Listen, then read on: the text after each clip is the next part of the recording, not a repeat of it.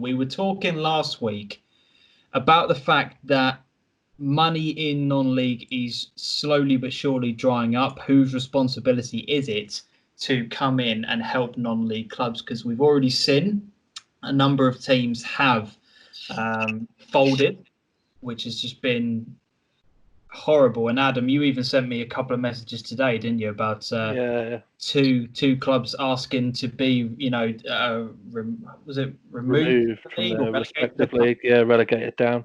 Yeah, which it's horrible to see. And then we've had obviously the news that the Premier League has injected in, I believe, 125 million or 130 million into help out the EFL and National League. So nothing below the National League. So we've got the, obviously National League and the South and North leagues, but below that, no donations. But my real question is, why is it the Premier League and not the FA?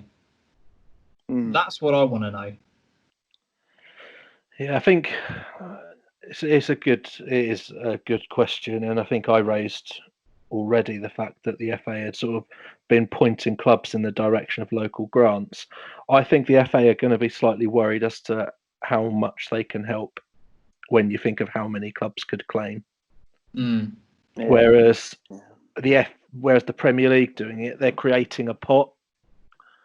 I don't think the FA could create a pot. I think that bill could rack up to an amount that would probably put them out of business.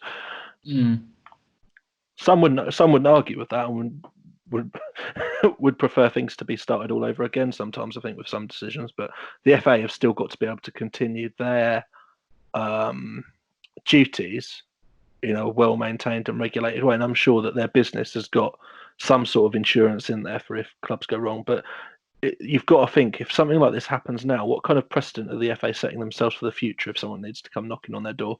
Are they just going to be a bailout machine? Well, part of the statement actually says that the EFL money is an advance. It's not an extra injection of cash. It's an advance of what they would have already got from the money trickling down. So we're going to see some lean seasons then, maybe. And that's the FA saying that.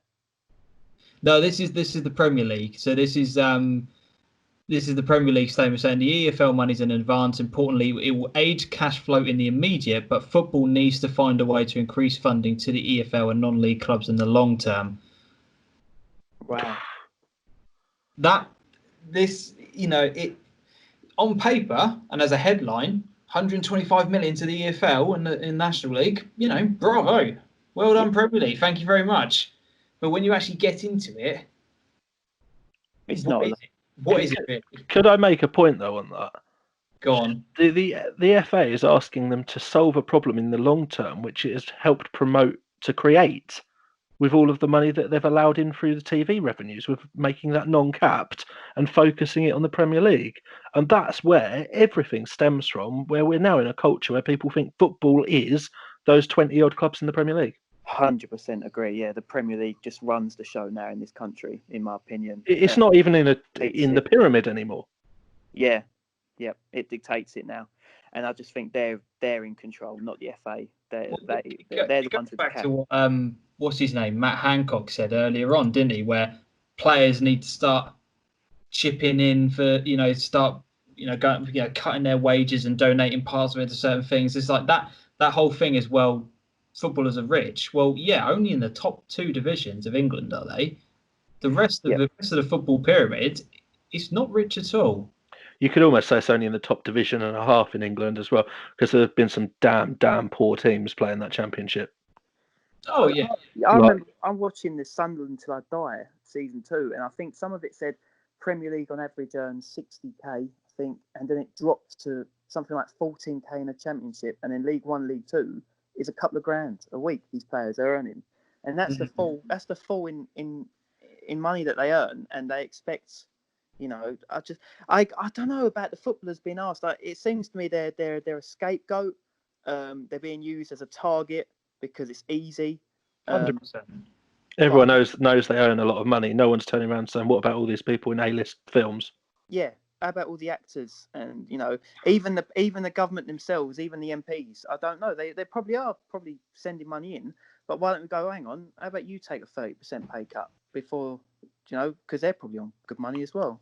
MP pay isn't as amazing as you'd think. It's good, but it's not as amazing as you'd think. But I think that there are they could target a set band of taxpayers maybe. Yeah. To help out, but then how many people are really going to want to be involved in sport, because there are more issues than just the football. So by keeping it to the Premier League, at least they're trickling money down within one ecosystem, rather than saying, footballers are an easy target, but if you said, you're involved in cinema, I want you to start playing some of the footballers and put a fund in for local sports, well, you'd probably argue that they'd want more money in local drama and stuff like that to ensure entertainment carries on going. So they've been targeted because the football runs this country in a way, sport-wise, and it has been in the news over and over and over again. The footballers seem to be the only solution in terms of keeping that ecosystem and trying to let the money slip down. There's two points to the headline and what he was actually saying.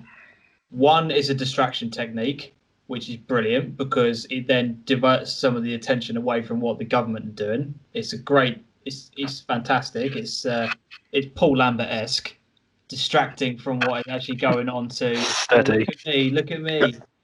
To he's the king of PR. Like literally, the government. PR Lambert. He's the king of it. And the second thing, Lambert and Johnson. What a government that would be. Oh Christ! Can you imagine? The second point is the fact that the Premier League footballers, with the wages that they do earn, the amount that they're actually taxed, if they decide to then cut their wages, potentially the government are then going to be getting in less tax from those wages, which then means less money goes into resources. So I don't really think he's actually thought that statement through. It's just been a blurt of, how can I distract the media? Oh yeah, look at those footballers. They earn a lot of money. It's just pathetic. I think he's slapped football with a very broad brush, when what he probably meant was those footballers that are earning £300,000 a week, with which is the upper 4 or 5% maybe, if that, at clubs. It's the odd player that is earning disgusting money. I think it's a pot shot at that. I don't think that's something that's going to the very standard footballer. Like, you can't. That makes it sound really disrespectful. The bog standard footballer, like whatever. But do you know what I mean? It's those that are earning the ridiculous money that he's sort of saying, have you really got a bit too much there for what you need? Could you help out somewhere else? Do you not live within your means as well? They probably don't. But if I was a millionaire, I would get a nice house that would cost a lot. I've always got a hole in my pocket, so I'd always spend how much I have, and that's probably not good financial. Amen to that.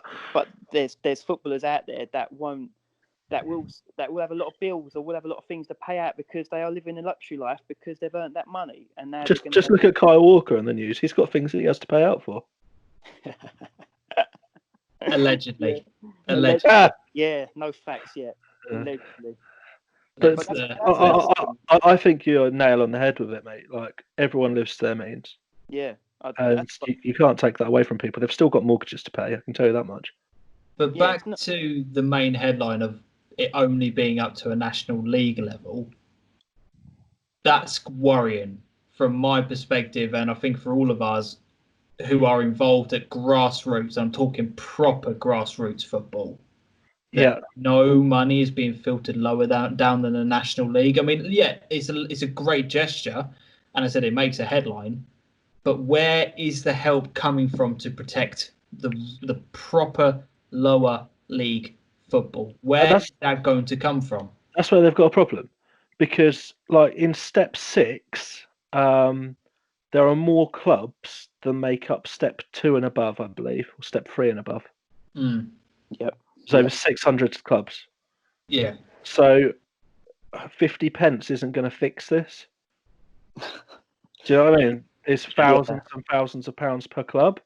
Yeah. So, if you said every club needed £50,000 to cover their running costs, to keep the lights on, to get the pitches still so they're in a playable condition when we are allowed to come back, that's me in my head just allowing for 5 more months. of this, like £10,000 a month to run a club if there's contracted staff and that genuinely isn't that much money when you account for things. 600 times 50,000 is a mental amount of money. That covers one step. But like you say, there's already been. I mean, I was scrolling through Twitter today, and I've looked at about 2 or 3 clubs that have already said, basically, we can't carry on. We're going to have to fold, and there'll be plenty more, I think, in the future, unfortunately, because, like you say, it's just going to the National League, which is all well and good, but when's it going to trickle down? And it's sad as well because I saw Harlow, their ground got broken into as well, and it's just one thing after another. It's just one thing after another for these clubs, and it's just do you feel like the FA are saying they don't really have as much care for this level of football? Oh God! If they could scrap it, they would. 100%, they would. It doesn't make them any money. Yeah, that's the thing. When it all boils down to, you could talk for all day. You could talk all day about this topic or any topic involved in football. It will always come down to money, and that's when the Premier League will just step in. And do you know what? Where that shines is where they've said that as soon as it's safe to resume, they're looking to make the FA Vase, FA Trophy, and FA Cup continue. Yeah. They pay out prize money for those competitions, but they also have entry fees, I believe, and they also are going to receive a lot of money when the finals go to Wembley. Yeah, exactly. That's what it all ultimately boils down to, doesn't it? Do you know what I mean? These injections of cash are slowly starting to trickle down. Do you think? And I know what the answer is, but do you think, obviously, again, they've made a mistake by cancelling the season for lower leagues at this point already? We're the 5th of April. The season has been cancelled, and yet we still don't know what's happening with the National League, EFL, Premier League, other leagues around Europe. Can we change the question around a bit? When do you think would be the right date to make a decision that it would be okay to cancel it? But how long's a piece of string? Because you don't know how long this virus or lockdown will last for. And that's how can you judge if it's too early or not? Exactly, you don't. Because none of the other leagues have done it. Oh, I see what you mean. So what you're saying is, do you think that it should have been one statement for everybody? Yeah. Right. There should. I know it's very difficult to get all of those guys into a conference call because they can't go into a room, obviously. But essentially, if it's ratified by the FA, they could have just taken the decision higher. Because it's going to be the same board that ratifies every decision. So I'm not sure they would have all needed to come together to make the decision. No, but if you've still got, all the leagues above, let's say, for example, right, despite what the next topic that we're going to be talking about, the letter that has gone to the FA today to say that clubs are appealing, or not appealing, but asking them to reconsider their decision to cancel the season, right? That is now been made. They've already made a decision that this season is going to be cancelled, null and void, whatever. We're starting again whenever we possibly can. What do you then do in terms of promotions, relegations, etc., into the leagues above that are then potentially going to turn around and go, well, do you know what? We're not going to do that. We are making a decision that we are going to resume the seasons when it is safe to do so. Say, for example, in 6 months' time, if that is a potential date. All these teams that are in the higher leagues, and they're carrying on with this season, but yet the lower leagues have. There'll be no relegation at step 2. Promotions and relegations above that will count. Yeah, but that's not fair. It's not fair, but that's what's going to happen. Yeah, that's what's going to happen, isn't it? It's just, like I said, I think they have made a decision far too early. We know we need to see the potential results of the fact that people are, 95% of the country are following the rules and staying indoors. Let's see some progression. Let's see some statistics about, is staying at home curing this for the time being? Let's get the next month or so kind of in the bag, so to speak. It's a horrible term to use in the current situation, but let's just get that done. Let's get some data from it, and then we can figure out what the hell's going on. Rather than they have jumped the gun so early on this, and I keep repeating myself on every podcast we're doing at the moment, but I still cannot understand why they have done it at this point.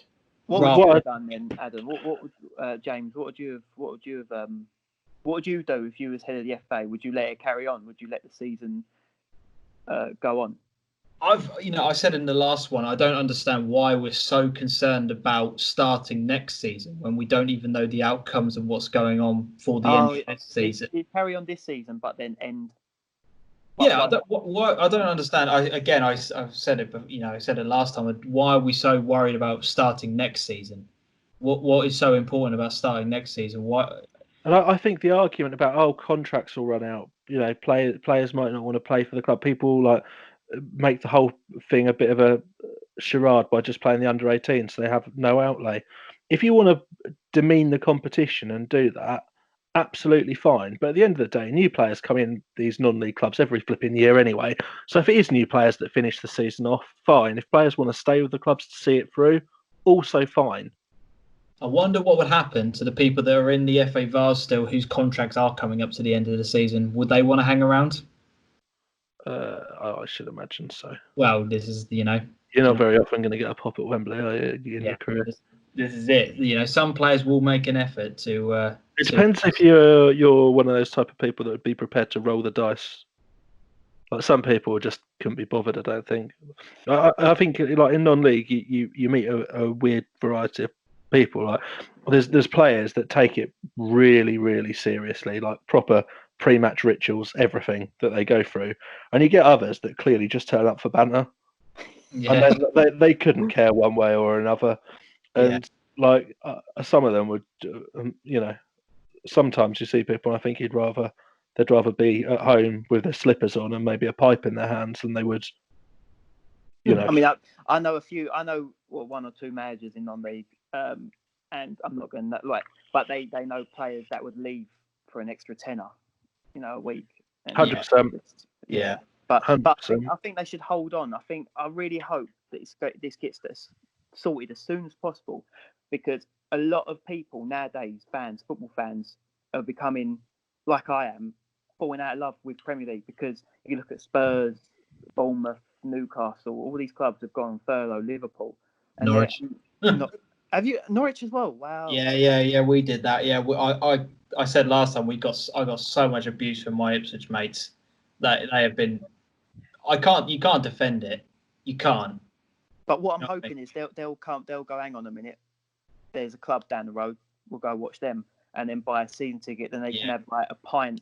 In Suffolk, we're already seeing it though, because people are giving up on Ipswich because they're just garbage. Well, that's another thing. Ipswich are rubbish. So yeah, and literally everyone's going from that was just going to non-league, and then local attendances are swelling. And you still got Freddie Sears up front. Who?